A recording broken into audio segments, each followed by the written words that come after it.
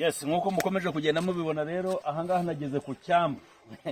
Narababwiye ko ngomba kugenda mbereka utuntu tumeze neza cyane. Rero umva Kado ngwino unsobanurire ko iki cyambu ngo ni cyahe harya? Cyarugari. Aha, iki ni icyambu cya Rugari. Urabona ibi biti nkuko ukomeje kugenda ubireba. Ibi biti hano hajya hambukira ngo inka. Kosha igitangaza kirabaye none. Ubuze ahantu wakibaza ngo inka zihambukira gute? Nanjye kugira ngo mpinjire ubwabyo ntango binyoroheye, ariko inka zinjiramo hano bazana ubwato.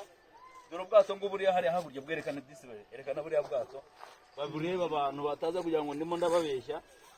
Ubwo bwato uri mubona nubujyamo amatungo.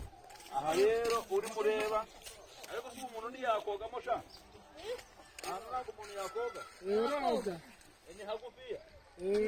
Hakurya niho hanini. Hariya niho hanini. Hariya nuba. We diswe wakwishiza bikabutura ngo koga hano ko ngo bisohoka. Nego. Ni ibirero nari ndimo mbereka iki cyambu. Hano mba natembereye mba nageze ahantu bita ni Nyamasheke, si Nyamashekera? Iyi ni Nyamasheke. Iyi ni Nyamasheke. Iki ni icyambu cyiza, urabona hari ahantu hameze neza cyane.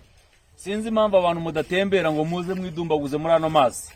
Amazi ni meza, uridumbaguza ufite ikibazo cya rubagimpande, ufite ikibazo cy'imitsi, ufite n'ugwangwa amavunane ukaza ukayarangiriza amahanga. Aya ni amazi ameze neza cyane.